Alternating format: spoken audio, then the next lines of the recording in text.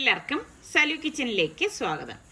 ഇപ്പോൾ കുട്ടികൾക്കൊക്കെ ഇഷ്ടമുള്ളത് ബിരിയാണിയെക്കാളും എനിക്ക് തോന്നുന്നു മന്തിയാണെന്ന് തോന്നുന്നു അല്ലേ.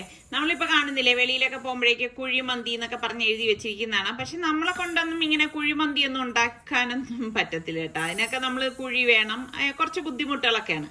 അപ്പം നമുക്ക് എളുപ്പത്തിൽ ഉണ്ടാക്കിയെടുക്കാൻ പറ്റുന്ന ഒരു മന്തി റെസിപ്പിയാണ് ഇന്ന് ഞാൻ ഇവിടെ കാണിക്കുന്നത്. അപ്പൊ അതിന് വേണ്ടിയിട്ട് 3 കപ്പ് സെല്ല ബസ്മതി റൈസ് എടുത്തിട്ടുണ്ട് കേട്ടോ. മന്തി ഉണ്ടാക്കുമ്പോൾ എപ്പോഴും നമ്മൾ ഈ റൈസ് ഇമ്പോർട്ടന്റ് ആണ്. അപ്പൊ ഈ സെല്ല റൈസ് തന്നെ വാങ്ങിക്കണം, എങ്കിൽ മാത്രമേ മന്തി നന്നായിട്ട് വരത്തുള്ളൂ.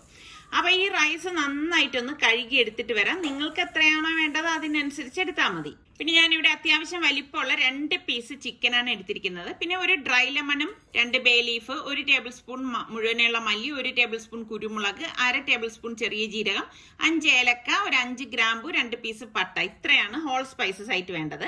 3 ടേബിൾ സ്പൂൺ എണ്ണ നമ്മൾ കുക്കറിലേക്ക് ഒഴിച്ചിട്ട് 1 ടേബിൾ സ്പൂൺ ബട്ടറും കൂടി ഇട്ടിട്ട് ഈ ഹോൾ സ്പൈസസ് ഇതിലേക്ക് ഇട്ടിട്ട് നമുക്കൊന്ന് മൂപ്പിച്ചു കൊടുക്കാം.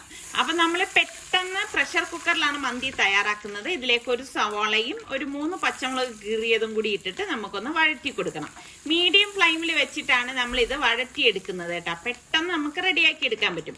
ഇതിലേക്ക് നമുക്ക് 3 ടീസ്പൂണ് ജിഞ്ചർ ഗാർലിക് പേസ്റ്റും കൂടി ഇട്ട് കൊടുക്കണം. ഇട്ട് കൊടുത്തിട്ട് എല്ലാം ചേർത്തിട്ട് നല്ലതുപോലെ ഒന്ന് വഴറ്റി കൊടുക്കണം. അപ്പം ഇത് നമുക്ക് എളുപ്പത്തിൽ ഉണ്ടാക്കിയെടുക്കാൻ പറ്റുന്ന ഒരു മന്തിയാണ് കേട്ടോ. ഇനി നമുക്ക് ഇതിലേക്ക് വേണ്ടത് ചിക്കൻ സ്റ്റോക്കാണ്. അപ്പൊ ഒരു ചിക്കൻ സ്റ്റോക്ക് ഇട്ടാൽ മതി. കൂടുതൽ ഇട്ട് കഴിഞ്ഞാൽ ഇതിന്റെ ടേസ്റ്റ് ആകെ മാറിപ്പോവും. അപ്പൊ ഇത്രയും മാത്രം മതി കേട്ടോ, ഈ ഒരു പീസ് മതി.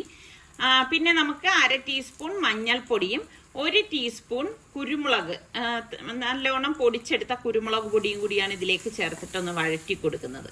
അപ്പൊ ഇത്രയും പൊടികളെ നമ്മൾ ഇതിലേക്ക് ചേർത്ത് കൊടുക്കുന്നുള്ളൂ. എന്നിട്ട് നമുക്ക് ഈ കഴുകി വെച്ചിരിക്കുന്ന ചിക്കൻ പീസസ് ഇതിലേക്ക് ഇട്ട് കൊടുക്കാം. ഇട്ട് കൊടുത്തിട്ട് നല്ലതുപോലെ ഇതിനെ ഒന്ന് ഇളക്കി കൊടുക്കണം. അപ്പൊ ഇതുപോലെ ഒരു 2-3 മിനിറ്റ് നമ്മളൊന്ന് ഇളക്കി കൊടുക്കണം. ഇളക്കി കൊടുത്ത ശേഷം നമുക്കിനിയിപ്പോ ഇതിലേക്ക് പാകത്തിനുള്ള ഉപ്പും കൂടി ഇട്ട് കൊടുക്കാം. അപ്പൊ ചിക്കൻ സ്റ്റോക്കിൽ ഉപ്പുണ്ട്, അപ്പൊ അത് കണക്കാക്കി വേണം നമ്മൾ ഇതിലേക്ക് ഉപ്പ് ചേർത്ത് കൊടുക്കാനുള്ളത്. അപ്പൊ ഉപ്പും ചേർത്ത് നല്ലതുപോലെ ഒന്ന് മിക്സ് ചെയ്ത് കൊടുക്കാം. മീഡിയം ഫ്ലെയിമിൽ തന്നെയാണ് ഞാൻ ഇവിടെ വെച്ചിരിക്കുന്നത് കേട്ടോ. ഇതുപോലെ ഇളക്കി എടുക്കണം. ഇത്രയും ടൈമെങ്കിലും നമ്മൾ ഇതൊന്ന് ഇളക്കി കൊടുക്കണം, എങ്കിൽ മാത്രമേ ആ മസാലയൊക്കെ നമുക്ക് കറക്റ്റ് അതിലേക്ക് പിടിക്കത്തുള്ളൂ കേട്ടോ. ഒരുപാട് മസാലയും നമ്മൾ ഇതിലേക്ക് ചേർക്കുന്നില്ലല്ലോ. അപ്പൊ ഇതാ ഇളക്കി എടുത്ത ശേഷം ഇനി നമുക്ക് വെള്ളം വേണം. അപ്പൊ ഞാൻ ഇതിലേക്ക് 2 കപ്പ് വെള്ളം ഒഴിച്ചു കൊടുക്കുകയാണ്. അപ്പൊ നമ്മൾ 3 കപ്പ് റൈസിന് 1/2 കപ്പ്, 1 കപ്പ് റൈസിന് 1/2 കപ്പ് വെള്ളം എന്നുള്ള കണക്കിലാണ് നമ്മൾ എടുക്കേണ്ടത്. അപ്പൊ ആദ്യം ഞാനിപ്പോ 2 കപ്പ് വെള്ളം ദാ ഇതിലേക്ക് ഒഴിച്ചിട്ടുണ്ട്. ഇനി പ്രഷർ കുക്കർ മൂടി വെയിറ്റ് ഇട്ടിട്ട് മീഡിയത്തിനും ലോയ്ക്കും ഫ്ലെയിം വെച്ചിട്ട് 2 വിസിൽ വരെ ഇതൊന്ന് വേവിച്ചെടുക്കണം. അപ്പൊ 2 വിസിൽ കേട്ട് കഴിഞ്ഞ് സ്റ്റീമൊക്കെ പോയ ശേഷമാണ് ഞാൻ കുക്കർ ഓപ്പൺ ചെയ്തത്. അപ്പോൾ അത്യാവശ്യം വലിപ്പമുള്ള ചിക്കൻ പീസസ് ആയതുകൊണ്ടാണ് 2 വിസിൽ കേട്ടത് കേട്ടോ. അപ്പൊ ചിക്കനൊക്കെ പാകത്തിന് വെന്ത് വന്നിട്ടുണ്ട്. അപ്പൊ അത് നമുക്ക് ഒരു പ്ലേറ്റിലേക്ക് മാറ്റാം. ശരിക്കും പറഞ്ഞാൽ ചിക്കന്റെ സത്തൊക്കെ ഇറങ്ങിയിട്ടുള്ള നല്ല ഒരു സ്റ്റോക്കാണ് ഇപ്പൊ കുക്കറിലേക്ക് ഉള്ളത്. അപ്പൊ നമ്മൾ ഇനിയിപ്പോ ഇതിലേക്ക് ബാക്കി വെള്ളം കൂടി ഒഴിച്ചു കൊടുക്കണം കേട്ടോ. ഞാൻ പറഞ്ഞല്ലോ 1 കപ്പ് റൈസിന് 1/2 കപ്പ് വെള്ളം എന്നുള്ള കണക്കിൽ വേണം വെള്ളം ചേർത്ത് കൊടുക്കാൻ. ഇതിലേക്ക് ഒരു 5 പച്ചമുളകും കൂടി ഇട്ട ശേഷം 2 ടൊമാറ്റോ ഒന്ന് ക്രഷ് ചെയ്തത് ഇതിലേക്ക് ഒഴിച്ചു കൊടുക്കാം. മസ്റ്റ് ആയിട്ട് ടൊമാറ്റോ വേണം കേട്ടോ, എങ്കിൽ ആ ടേസ്റ്റ് കിട്ടും. ഒരു ഡ്രൈ ലെമൺ കൂടി ഞാൻ ഇതിലേക്ക് ഇട്ട് കൊടുക്കാണ്. എന്നിട്ട് നല്ലതുപോലെ ഒന്ന് ഇളക്കി കൊടുക്കണം. അപ്പൊ ഉപ്പൊക്കെ പാകത്തിന് ഉണ്ടോന്ന് നോക്കണം. അപ്പൊ ഞാൻ നോക്കിയപ്പോഴേക്ക് ഉപ്പ് കുറച്ച് കുറവായിരുന്നു. അപ്പൊ പാകത്തിനുള്ള ഉപ്പും കൂടി ഇതിലേക്ക് ഇട്ട് കൊടുക്കണം. കാരണം റൈസിന് പിടിക്കത്തക്ക രീതിയിൽ ഉപ്പ് നമ്മൾ ഇതിലേക്ക് ചേർത്ത് കൊടുക്കണം. അപ്പോൾ ഇതിലിപ്പം കറക്റ്റിന് ഉപ്പായിട്ടുണ്ട്. അപ്പൊ ഡ്രെയിൻ ചെയ്ത് വെച്ചിരിക്കുന്ന നമ്മളുടെ അരി ഉണ്ടല്ലോ, സെല്ല ബസുമതി റൈസ് ഇതിലേക്ക് ഇട്ട് കൊടുക്കാണ്. ഇനി നമുക്ക് റൈസിൻസ് വേണം. മുന്തിരി കേട്ടാ, ഉണക്ക മുന്തിരി ഞാൻ ഒരു കൈപ്പിടി കഴുകി എടുത്തതും കൂടി ഇട്ട് കൊടുക്കാണ്. ശരിക്കും ആ മഞ്ഞ ഉണക്ക മുന്തിരി കിട്ടിയാൽ അതാണ് ഏറ്റവും നല്ലത് കേട്ടോ. എന്നിട്ട് പ്രഷർ കുക്കർ മൂടിയിട്ട് വെയിറ്റ് ഇട്ടിട്ട് ലോ ഫ്ലെയിമിൽ വെച്ചിട്ട് ഒറ്റ വിസിൽ കേട്ട് കഴിഞ്ഞ് സ്റ്റീം എല്ലാം പോയ ശേഷം ഞാൻ പ്രഷർ കുക്കർ ഒന്ന് തുറക്കാണ്. നല്ല മണം വരുന്നുണ്ട് കേട്ടോ. അപ്പൊ എളുപ്പം റെഡിയാക്കി എടുക്കാൻ പറ്റുന്ന നല്ല ഒരു മന്തിയാണ് കണ്ടോ. കുഴഞ്ഞു പോവുക ഒന്നും ചെയ്തിട്ടില്ല. 1 വിസിൽ മാത്രമേ കേൾക്കാവൂ, അത് പ്രത്യേകം ശ്രദ്ധിച്ചേക്കണം കേട്ടോ. അപ്പൊ നമ്മുടെ റൈസ് ഇവിടെ റെഡി ആയിട്ടുണ്ട്. നല്ല ടേസ്റ്റ് ആണ് കേട്ടോ. അപ്പൊ ഞാനൊരു പാൻ അടുപ്പത്തേക്ക് വെച്ചിട്ട് ഇതിലേക്ക് ഒരു 2 ടേബിൾ സ്പൂണോളം ഓയിൽ ഒഴിച്ചു. ഇതിലേക്ക് 1 ടീസ്പൂൺ കാശ്മീരി ചില്ലി പൗഡർ ഇട്ട് കൊടുക്കാണ്. പിന്നെ നമ്മൾ ഈ വേവിച്ച് വെച്ച ചിക്കനില്ലേ, അത് ഇതിലേക്ക് ഒന്ന് വെച്ചു കൊടുക്കും. എന്നിട്ടൊന്ന് തിരിച്ചും മറിച്ചും എടുക്കാണ് ചെയ്യണത് കേട്ടോ. ഇത് ഓപ്ഷണലാണ്. ഇങ്ങനെ ചെയ്തെടുക്കുമ്പോൾ നല്ല ടേസ്റ്റ് ആണ് കേട്ടോ. അപ്പൊ നമുക്കൊക്കെ അത്യാവശ്യം കുറച്ച് എരിവൊക്കെ വേണ്ടേ, അതുകൊണ്ടാണ് ഞാൻ ഇതുപോലെ കാശ്മീരി ചില്ലി പൗഡർ ഇട്ടിട്ട് ഇതുപോലെ ഒന്ന് എടുത്തത്. ഇനി നിങ്ങൾക്ക് തീരെ എരിവ് വേണ്ടാന്നുണ്ടെങ്കിൽ ഇത് ഒഴിവാക്കാവുന്നതാണ് കേട്ടോ. അപ്പൊ ഇതുപോലെ തിരിച്ച് മറച്ചു വിട്ടെന്ന് എടുക്കണം. പെട്ടെന്ന് തന്നെ നമുക്കിത് എണ്ണയിൽ നിന്ന് മാറ്റുകയും ചെയ്യാം കേട്ടോ. ഒരുപാട് നേരം ഒന്ന് ഇട്ട് ഡ്രൈ ആക്കി എടുക്കേണ്ട ആവശ്യമില്ല. കാരണം ആ ചിക്കൻ കഴിക്കുമ്പോൾ കുറച്ചൊരു ജ്യൂസി പരുവത്തിൽ വേണം ഇരിക്കാനുള്ളത്. അത് കണക്കാക്കി വേണം റെഡിയാക്കാൻ. അപ്പൊ ഞാൻ റൈസ് ഒരു പ്ലേറ്റിലേക്ക് മാറ്റിയിട്ടുണ്ട്. അതിന് മീതെ നമ്മളുടെ ഈ ചിക്കൻ പീസസ് വെച്ചെടുക്കുകയാണ്. അപ്പോൾ നമ്മളുടെ പ്രഷർ കുക്കർ മന്തി ഇവിടെ റെഡി ആയിട്ടുണ്ട്. അപ്പൊ നിങ്ങൾ ട്രൈ ചെയ്യാത്തൊരു ട്രൈ ചെയ്ത് നോക്കണം. അടിപൊളി ടേസ്റ്റ് ആണ് കേട്ടോ. അപ്പൊ ഇതിനു മുൻപ് ഞാൻ കട്ട്ലറ്റിന്റെ വീഡിയോ കാണിച്ചപ്പോഴേക്ക് അതുണ്ടാക്കണത് നിങ്ങൾക്ക് ആവശ്യമാണെങ്കിൽ കാണിക്കാന്ന് പറഞ്ഞിരുന്നു. അപ്പം കുറെ പേര് അതിന്റെ റെസിപ്പി വേണോന്ന് പറഞ്ഞു. അപ്പൊ അന്ന് ഞാൻ ഷൂട്ട് ചെയ്ത് വെച്ചിട്ടുണ്ടായിരുന്നു. അതാണ് ഇന്നിപ്പം നിങ്ങളായിട്ട് ഷെയർ ചെയ്യുന്നത്. അപ്പൊ പൊട്ടറ്റോ 1 കിലോയോളം ഞാൻ പുഴുങ്ങി എടുത്ത് വെച്ചിരിക്കുകയാണ്. പ്രഷർ കുക്കറിൽ ഒരു 5-6 വിസിൽ വരെ വേവിച്ചെടുക്കും കേട്ടോ. പിന്നെ ഞാൻ ഏകദേശം 1.5 കിലോ ബീഫാണ്, എല്ലില്ലാത്ത ബീഫാണ് എടുത്തിരിക്കുന്നത്. അത് നല്ലോണം കഴുകിയിട്ട് പ്രഷർ കുക്കറിലേക്ക് ഇട്ട് കൊടുക്കാം. പിന്നെ നമുക്ക് മെയിൻ ആയിട്ട് വേണ്ടത് കുരുമുളകാണ് കേട്ടോ. 2 ടീസ്പൂണോളം കുരുമുളക് പൊടിയും 1 ടീസ്പൂൺ മഞ്ഞൾപ്പൊടിയും 1 ടീസ്പൂണോളം ഗരം മസാല പൊടിയും 1/2 ടീസ്പൂൺ പെരിഞ്ജീരകം വറുത്ത് പൊടിച്ചതും പാകത്തിനുള്ള ഉപ്പും കൂടി ഇട്ട് കൊടുക്കാം. ഇത്രയാണ് നമ്മൾ ഇതിലേക്ക് ചേർക്കുന്നത്. എന്നിട്ട് നന്നായിട്ടൊന്ന് മിക്സ് ചെയ്ത് കൊടുക്കാം. അപ്പൊ ബീഫ് ആയതുകൊണ്ടാണ് ഇത്രയും മസാലപ്പൊടികൾ നമ്മൾ ഇതിലേക്ക് ചേർത്ത് കൊടുക്കുന്നത്.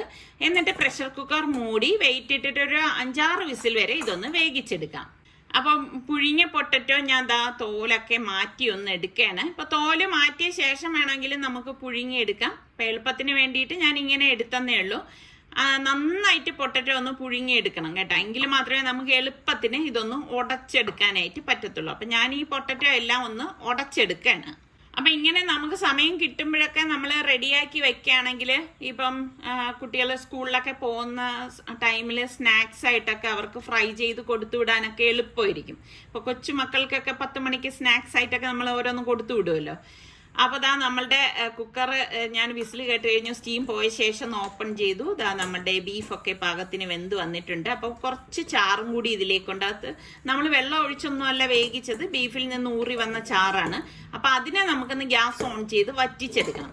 വറ്റിച്ചെടുക്കുമ്പോഴാണ് ആ മസാലയൊക്കെ ബീഫിൽ പെരണ്ടിരിക്കത്തുള്ളൂ. അപ്പൊ മസാലയൊക്കെ കറക്റ്റ് പരുവത്തിന് വന്നിട്ടുണ്ട്. അപ്പൊ ഇനി ഇത് പെട്ടെന്ന് തണുക്കാൻ വേണ്ടിയിട്ട് ഞാൻ ഒരു പ്ലേറ്റിലേക്ക് മാറ്റാണ്. പരന്ന ഒരു പ്ലേറ്റിലേക്ക് മാറ്റിയിട്ട് ഞാൻ ഫാനിന്റെ മൂട്ടിലേക്ക് കൊണ്ടുവയ്ക്കും. അപ്പൊ പെട്ടെന്ന് നമുക്കിത് തണുത്ത് കിട്ടും. അപ്പം ഇത്രയേ ഉള്ളൂ സംഭവം. ഇനി നമുക്ക് ഇതിൽ മസാലയ്ക്ക് വേണ്ടിയിട്ട് ഞാൻ ഒരു 4 സവാള എടുത്തിട്ടുണ്ട്. അപ്പൊ ഈ സവാള നമുക്കിനി ഒന്ന് ക്രഷ് ചെയ്തെടുക്കണം. ചെറുതായിട്ട് അരിഞ്ഞെടുക്കുന്നതാണ് എപ്പോഴും നല്ലത്. ഇനി നിങ്ങളുടെ കയ്യിൽ ചോപ്പറൊക്കെ ഉണ്ടെങ്കിൽ ചോപ്പറിൽ വെച്ചിട്ട് ചോപ്പ് ചെയ്തെടുക്കുകയാണെങ്കിലും നമുക്ക് എളുപ്പത്തിന് ഇത് തയ്യാറാക്കിയെടുക്കാം. അപ്പൊ ഞാൻ ഈ ചോപ്പറിൽ കട്ട് ചെയ്ത് ഇടാൻ വേണ്ടിയിട്ട് ചെറുതായിട്ട് കട്ട് ചെയ്ത് എടുത്തിട്ടുണ്ട്. അപ്പൊ ഇത് നമുക്ക് ഇതുപോലെ ചോപ്പറിൽ ഇട്ടിട്ട് ഒരു 2-3 ബാച്ച് ആയിട്ടാണ് ഞാനിത് അടിച്ചെടുക്കുന്നത് കേട്ടോ. ഇതൊരു മീഡിയം സൈസ് ചോപ്പർ ആയതുകൊണ്ട് ഒറ്റ ഇതിൽ നമുക്കിത് അടിച്ചെടുക്കാൻ പാടാണ്. അപ്പൊ 2-3 ബാച്ചായിട്ട് ഇതുപോലെ ഒന്ന് കറക്കി എടുത്താൽ മാത്രം മതി. തീരെ ഫൈനായിട്ട് നമ്മളിത് അടിച്ചെടുക്കരുത് കേട്ടോ. അങ്ങനെ എടുത്തു കഴിഞ്ഞാലും അത്ര ഒരു ടേസ്റ്റ് ഒന്നും ഉണ്ടാവത്തില്ല. ഈ ഒരു പരുവത്തിൽ വേണം അടിച്ചെടുക്കാൻ. അപ്പൊ ഞാനൊരു പാൻ അടുപ്പത്തേക്ക് വെച്ചിട്ടുണ്ട്, ഗ്യാസ് ഓൺ ചെയ്തിട്ടുണ്ട്. പിന്നെ നമുക്ക് ഇതിലേക്ക് പച്ചമുളക് മെയിൻ ആയിട്ട് വേണം കേട്ടോ. നിങ്ങളുടെ എരിവിന്റെ പാകത്തിനനുസരിച്ച് പച്ചമുളകാണ് ചേർത്ത് കൊടുക്കാനുള്ളത്. ഇത് നല്ല എരിവുള്ള പച്ചമുളകാണ്. അപ്പൊ അതുകൊണ്ട് തന്നെ ഞാൻ ഇതിലേക്ക് ഒരു 5-6 പച്ചമുളക് ഈ ചോപ്പറിലേക്ക് ഇട്ടിട്ട് ഒന്ന് ക്രഷ് ചെയ്തെടുക്കണം കേട്ടോ. എപ്പോഴും ക്രഷ് ചെയ്തെടുക്കുന്നത് തന്നെയാണ് ഈ ഒരു കട്ട്ലറ്റിന് ടേസ്റ്റ് കൂടുന്നത് കേട്ടോ. അപ്പൊ ഇതുപോലെ വേണം നമ്മളിത് ക്രഷ് ചെയ്തെടുക്കാനുള്ളത്. പിന്നെ നമുക്ക് ബീഫ് ഇനി ഒന്ന് അടിച്ചെടുക്കാം. അപ്പൊ ഞാൻ മിക്സിയുടെ പൊടിക്കുന്ന ജാറാണ് എടുത്തിരിക്കുന്നത്. അപ്പൊ അതിൽ 1-2 ബാച്ചായിട്ട് നമുക്ക് ഇട്ടിട്ട് ഒന്ന് കറക്കിയെടുക്കാം. ഒരുപാട് ഫൈനായിട്ട് അങ്ങ് അരഞ്ഞു പോണ്ട കേട്ടാ. നമുക്കിങ്ങനെ പൾസ് ചെയ്ത് എടുത്താൽ മതി. അപ്പൊ നമുക്ക് നല്ല തുരുതുരാന്നുള്ള പീസായിട്ട് കിട്ടും. കണ്ട ഈ ഒരു രീതിയിൽ നമുക്ക് കിട്ടും. ഇങ്ങനെയാണ് നമ്മൾ എടുക്കാനുള്ളത്. അപ്പൊ ഞാൻ അടുത്ത ബാച്ചും ഇതുപോലെ തന്നെ അടിച്ചെടുത്തിട്ടുണ്ട്. അപ്പൊ ഇത്രയേ ഉള്ളൂ നമുക്ക് ഈ ബീഫിന്റെ ഇത് അടിച്ചെടുക്കാനുള്ളത് കേട്ടോ. അപ്പൊ നമ്മളുടെ പാൻ ചൂടായപ്പോഴേക്ക് ഞാൻ ഇതിലേക്ക് 2 ടേബിൾ സ്പൂൺ ഓയിൽ ഒഴിച്ചിട്ടുണ്ട്. എന്നിട്ട് കുറച്ചധികം കറിവേപ്പില ഇതുപോലെ ഇട്ട് കൊടുക്കും. എന്നിട്ട് നമ്മൾ ഈ ചോപ്പ് ചെയ്ത് വെച്ചിരിക്കുന്ന സവാള ഇല്ലേ, അത് നമുക്ക് ഇതിലേക്ക് ഇട്ടിട്ട് ഒന്ന് വഴറ്റി കൊടുക്കാം. അപ്പോൾ കട്ട്ലറ്റ് തന്നെ പല രീതിയിൽ ഞാൻ ഉണ്ടാക്കണത് ഇതിന് മുൻപ് കാണിച്ചിട്ടുള്ളതാണ് കേട്ടോ. പിന്നെ നമ്മൾ ഈ ക്രഷ് ചെയ്ത് വെച്ചിരിക്കുന്ന പച്ചമുളകും ഇതിലേക്കൊന്ന് ചേർത്ത് കൊടുക്കും. അപ്പോൾ ഇതൊക്കെ ചേർക്കുമ്പോഴാണ് ഈ കട്ട്ലറ്റ് നല്ല ടേസ്റ്റ് ഉണ്ടാവുന്നത് കേട്ടോ. ഇനി ഇഞ്ചി വെളുത്തുള്ളി പേസ്റ്റ് എൻ്റെ കയ്യിലുണ്ടായിരുന്നു. അപ്പം ഞാൻ അതിലേക്ക് ഇതുപോലെ ഒരു പീസ് ചേർത്ത് കൊടുത്തിട്ട് ഇതാ ഒന്ന് വഴറ്റി കൊടുക്കണം കേട്ടോ. ഇതുപോലെ ഒന്ന് വഴറ്റിയെടുക്കണം. എന്നിട്ട് നമുക്ക് ഇതിലേക്ക് പാകത്തിനുള്ള ഉപ്പിട്ട് കൊടുക്കണം. ഉപ്പും ചേർത്ത് നല്ലതുപോലെ ഒന്ന് ഇതുപോലെ ഒന്ന് ഇളക്കി കൊടുക്കാം. മീഡിയം ഫ്ലെയിമിൽ വെച്ചിട്ടാണ് ഞാനിത് ഇളക്കിയെടുക്കണം. അത് ഒരുപാട് വഴലേണ്ടതൊന്നും ആവശ്യമില്ല കേട്ടോ. ഇനി നമുക്കിതിലേക്ക് 1 ടീസ്പൂണോളം മഞ്ഞൾപ്പൊടി ചേർത്ത് കൊടുക്കണം. അതുപോലെ തന്നെ 1 ടീസ്പൂണോളം പെരിഞ്ജീരകം വറുത്ത് പൊടിച്ചത്, 1 ടീസ്പൂൺ കുരുമുളക് പൊടി, പിന്നെ നമുക്ക് പാകത്തിനുള്ള ഉപ്പും കൂടി ചേർത്തിട്ട് എല്ലാം കൂട്ടിയിട്ട് നല്ലതുപോലെ ഒന്ന് ഇളക്കി കൊടുക്കാം. അപ്പോൾ ഇതെല്ലാം നല്ലതുപോലെ ഇളക്കി മിക്സ് ചെയ്ത് എടുത്തിട്ടുണ്ട്. ഇനി നമ്മൾ ഈ ക്രഷ് ചെയ്ത് വെച്ചിരിക്കുന്ന ബീഫ് ഉണ്ടല്ലോ, അത് ഫുള്ളായിട്ട് നമുക്ക് ഇതിലേക്ക് ഇട്ട് കൊടുക്കാം. അപ്പോൾ ഇതുപോലെ നമ്മൾ കുറച്ചധികം ഉണ്ടാക്കി വെക്കുകയാണെങ്കിൽ, ഇപ്പം വീട്ടിൽ ഗസ്റ്റ് ഒക്കെ വരികയാണെങ്കിൽ നമുക്ക് പെട്ടെന്ന് അതെടുത്ത് ഫ്രൈ ചെയ്താൽ മാത്രം മതി കേട്ടോ. പക്ഷെ ഇത്രയും ചെയ്യുന്നത് വലിയൊരു പണി തന്നെയാണ്. പിന്നെ മക്കളൊക്കെ ഉള്ളപ്പം അവരെയൊക്കെ ഇതിൽ ഉൾപ്പെടുത്തിയിട്ട് ജോലി ചെയ്യുകയാണെങ്കിൽ നമുക്ക് ജോലി എളുപ്പമാവും, അവർക്കും ഒരു ഇൻട്രസ്റ്റ് ഉണ്ടാവുകയും ചെയ്യും. എന്നിട്ട് നമുക്കിത് വഴറ്റിയിട്ട് ഈ പൊടിച്ചു വെച്ചിരിക്കുന്ന പൊട്ടറ്റോ ഉണ്ടല്ലോ, അത് ഞാൻ ഇതിലേക്ക് ഇട്ട് കൊടുക്കുകയാണ്. ഇട്ട് കൊടുത്തിട്ട് എല്ലാം കൂട്ടിയിട്ട് ഇനിയിപ്പോൾ നല്ലതുപോലെ ഒന്ന് മിക്സ് ചെയ്ത് കൊടുക്കണം. അപ്പം നല്ല ചൂടാണ്. അപ്പം അതുകൊണ്ട് ഞാൻ പൊട്ടറ്റോ ക്രഷർ കൊണ്ട് തന്നെ ഇതൊന്ന് ഉടച്ചു കൊടുക്കുകയാണ്. ഓൾറെഡി നമ്മൾ ഉടച്ചു വെച്ചിരിക്കുന്ന പൊട്ടറ്റോ ആണ് കേട്ടോ. അപ്പം എല്ലാം ചേർത്ത് ഇതുപോലെ ഒന്ന് മിക്സ് ചെയ്ത് എടുക്കണം. അപ്പം ഇതിനു മുൻപ് ഞാൻ ഇതുപോലെ കട്ട്ലറ്റ് ഉണ്ടാക്കുന്ന വീഡിയോ ഉണ്ടാക്കുന്നതെന്ന് വെച്ചാൽ ഞാൻ ഫ്രൈ ചെയ്യുമ്പം ഞാൻ പറയുന്നുണ്ട്, നിങ്ങൾക്ക് ആർക്കെങ്കിലും ആവശ്യമാണെങ്കിൽ ഞാൻ ഇതിൻ്റെ ഷൂട്ട് ചെയ്ത് വെച്ചിട്ടുണ്ട്, ഞാൻ പോസ്റ്റ് ചെയ്യാമെന്ന് പറഞ്ഞപ്പോഴേക്കും കുറേ പേര് അതിൻ്റെ റെസിപ്പി വേണം എന്നിങ്ങനെ പറഞ്ഞിട്ടുണ്ടായിരുന്നു. അപ്പം അതുകൊണ്ടാണ് ഇന്നിപ്പം ഞാൻ ഈ ഒരു റെസിപ്പി നിങ്ങളുമായിട്ട് ഷെയർ ചെയ്യുന്നത്. അപ്പം ഇതിലേക്ക് നമുക്ക് ഒരു പിടുത്തം കിട്ടാൻ വേണ്ടി ഒരു 3 ബ്രെഡ് ഞാനിവിടെ പൊടിച്ചെടുത്തിട്ടുണ്ടായിരുന്നു. അതും കൂടി ഇതിലേക്ക് ഇട്ട് കൊടുക്കാം. അങ്ങനെ വരുമ്പോഴാണ് നമുക്ക് ഈ ഒരു കട്ട്ലറ്റ് ഉരുള പിടിക്കുമ്പോൾ നല്ല ഒരു പിടുത്തം കിട്ടുന്നത്. പൊട്ടറ്റോ മാത്രം ആയിക്കഴിഞ്ഞാൽ അത് അത്ര ഒരു രസം ഉണ്ടാവത്തില്ല കേട്ടോ. വേണമെങ്കിൽ നിങ്ങൾ ട്രൈ ചെയ്ത് നോക്കിക്കോ. എന്നിട്ട് നല്ലതുപോലെ ഒന്ന് ഇളക്കി യോജിപ്പിച്ചു കൊടുക്കണം. നല്ല ചൂടാണ് കേട്ടോ ഇത്. അപ്പം ഞാനിത് ഇപ്പം നല്ലതുപോലെ ഒന്ന് തണുത്ത ശേഷമാണ് ഇനിയിപ്പം ഒന്ന് ഷേപ്പ് ചെയ്യാനായിട്ട് പോണത്. നമുക്കിഷ്ടമുള്ള ഷേപ്പിൽ ഇത് നമുക്ക് ഷേപ്പ് ചെയ്തെടുക്കാം. ഇപ്പം ഞാൻ എളുപ്പത്തിന് വേണ്ടിയിട്ട് നോർമലായിട്ട് ഒരു റൗണ്ട് ഷേപ്പ് മാത്രമേ എടുക്കുന്നുള്ളൂ കേട്ടോ. ഇപ്പം നമുക്ക് ഇതുപോലെയുള്ള പല ഷേപ്പൊക്കെ വാങ്ങിക്കാനായിട്ട് കിട്ടും. അതൊക്കെ നിങ്ങളുടെ ഇഷ്ടത്തിനനുസരിച്ച് ഷേപ്പ് ചെയ്തെടുക്കാം. പക്ഷെ കട്ട്ലറ്റ് എന്ന് പറയുമ്പോൾ നമ്മുടെ മനസ്സിൽ ഒരു റൗണ്ട് അല്ലെങ്കിൽ ഒരു ഓവൽ ഷേപ്പ് ഇത് തന്നെയല്ലേ വരുന്നത്. അപ്പം നമുക്ക് ചിക്കൻ കട്ട്ലറ്റ് കഴിക്കുന്നതിനും ടേസ്റ്റ് കൂടുതലാണ് മട്ടൺ കട്ട്ലറ്റിനും ബീഫിനും കേട്ടോ. നിങ്ങൾക്കൊക്കെ ഏത് കട്ട്ലറ്റാണ് ഇഷ്ടം? ചിക്കൻ ആണോ, മട്ടൺ ആണോ, ബീഫാണോ? അതല്ല ഇനി വെജിറ്റബിൾ ആണോ? അപ്പം ഞാൻ എല്ലാം ഷേപ്പ് ചെയ്ത് എടുത്തിട്ടുണ്ട്. അപ്പം ഈ ഷേപ്പ് ചെയ്യുന്നതൊക്കെ നമുക്ക് മക്കളെ കൊണ്ട് വേണമെങ്കിൽ ചെയ്യിപ്പിക്കാം കേട്ടോ. പിന്നെ ഞാൻ കുറച്ച് മൈദാ മാവ് ഒരു ബൗളിലേക്ക് ഇതുപോലെ തട്ടി വെച്ചിട്ടുണ്ട്. അതിലേക്കൊന്ന് ആദ്യം തന്നെ ഒന്ന് കോട്ട് ചെയ്യണേ. എന്നിട്ട് അടുത്തതിൽ മൈദാ മാവ് വെള്ളത്തിലൊന്ന് കലക്കി എടുത്തതാണ്, അതിലേക്കൊന്ന് മുക്കി കൊടുക്കാണ് കേട്ടോ. അപ്പോൾ ഫസ്റ്റ് കോട്ടിംഗ് എന്ന് പറയുന്നത് ഈ പൊടിയിൽ മുക്കിയിട്ടാണ്. സെക്കൻഡ് കോട്ടിംഗ് ആണ് ഞാൻ കലക്കിയതിലേക്ക് ഇടുന്നത്. എന്നിട്ട് ബ്രെഡ് ക്രംസിലേക്ക് ഇട്ടിട്ട് ഒന്ന് ഇതുപോലെ ഒന്ന് കവർ ചെയ്തെടുക്കുകയാണ് ചെയ്യണത്. ഞാനിവിടെ ബ്രെഡ് ക്രംസ് വാങ്ങിയതൊന്നുമല്ല, നോർമൽ നമ്മുടെ വീറ്റ് ബ്രെഡ് ഇല്ലേ, അത് പൊടിച്ചെടുത്തതാണ് കേട്ടോ. ഞാൻ ഇങ്ങനെയൊക്കെയാണ് എളുപ്പത്തിന് ഓരോ കാര്യങ്ങൾ ചെയ്യണത്. നല്ല ടേസ്റ്റ് ആണ്. ഫൈനായിട്ട് ഞാൻ പൊടിച്ചെടുക്കത്തില്ല കേട്ടോ. ഈ ഒരു രീതിയിൽ ഞാൻ പൊടിച്ചെടുക്കത്തേ ഉള്ളൂ. അപ്പം നിങ്ങൾക്ക് ഫൈനായിട്ട് വേണമെങ്കിൽ അങ്ങനെ ചെയ്യാം. പക്ഷെ എനിക്ക് ഫൈനായിട്ട് എടുക്കണതിൽ നിന്നും ഇതാണ് നല്ലതായിട്ട് എപ്പോഴും തോന്നിയിട്ടുള്ളത്. അങ്ങനെ ഇപ്പം എല്ലാം നമുക്ക് ഇതുപോലെ ഇട്ട് തന്നെ ഒന്ന് ഷേപ്പ് ചെയ്ത് നമുക്ക് റോൾ ചെയ്ത് ഇതിലേക്ക് വെച്ചു കൊടുക്കാം. അപ്പം ഇങ്ങനെ നമ്മൾ എല്ലാം ഈ ഒരു പ്രോസസ്സാണ് നമ്മൾ കട്ട്ലറ്റ് ഉണ്ടാക്കാൻ നമ്മളെ പിൻവലിക്കുന്നത് അല്ലേ. അതായത് നമുക്ക് ഭയങ്കര ഒരു മടി തോന്നണത് ഈ ഒരു പ്രോസസ്സാണ്. അപ്പം മക്കളൊക്കെ വീട്ടിലുള്ള സമയം അവർക്ക് കട്ട്ലറ്റ് എന്ന് പറയുമ്പോൾ എന്തായാലും ഇൻട്രസ്റ്റ് കാണും. അപ്പം അവരെ കൊണ്ട് നമ്മളിത് ചെയ്യിപ്പിച്ചാൽ മതി. എന്നിട്ട് ഒരു കണ്ടെയ്നർ എടുത്തിട്ട് ഞാൻ ഇതുപോലെ ഒന്ന് അടുക്കി വെച്ച് കൊടുക്കും. അടുക്കി വെച്ചിട്ട് അതിൻ്റെ പുറത്ത് ക്ലിംഗ് റാപ്പ് ഇതുപോലെ കണ്ടോ ഒന്ന് കവർ ചെയ്യും. ക്ലിംഗ് റാപ്പ് കൊണ്ട് ഇതുപോലെ ഒന്ന് വെച്ചു കൊടുക്കും. ജസ്റ്റ് ഒന്ന് വെച്ചു കൊടുക്കുകയുള്ളൂ. വീണ്ടും നമ്മൾ ഒരു ലെയർ ഇതുപോലെ വെക്കും. ഇങ്ങനെ നമുക്ക് എത്രയാണോ നമ്മുടെ കണ്ടെയ്നറിന്റെ വലിപ്പത്തിനനുസരിച്ച് ചെയ്തെടുത്താൽ മതി. എന്നിട്ട് ഞാനിത് അടച്ച് ഫ്രീസറിൽ സൂക്ഷിക്കുകയാണ് ചെയ്യണത്. അപ്പം നമുക്ക് ആവശ്യത്തിന് എടുത്തിട്ട് ഉണ്ടാക്കുന്നതിന് ഒരു 10 മിനിറ്റ് മുൻപ് പുറത്തെടുത്ത് വെച്ച് കഴിഞ്ഞാൽ നമുക്ക് നല്ലതുപോലെ ഫ്രൈ ചെയ്തെടുക്കാൻ പറ്റും. അപ്പം എളുപ്പമല്ലേ ഇത് ഉണ്ടാക്കിയെടുക്കാനായിട്ട്. അപ്പം ഇന്നത്തെ നമ്മളുടെ ഈ 2 റെസിപ്പിയും നിങ്ങൾക്ക് എല്ലാവർക്കും ഇഷ്ടമായെന്ന് വിശ്വസിക്കുന്നു.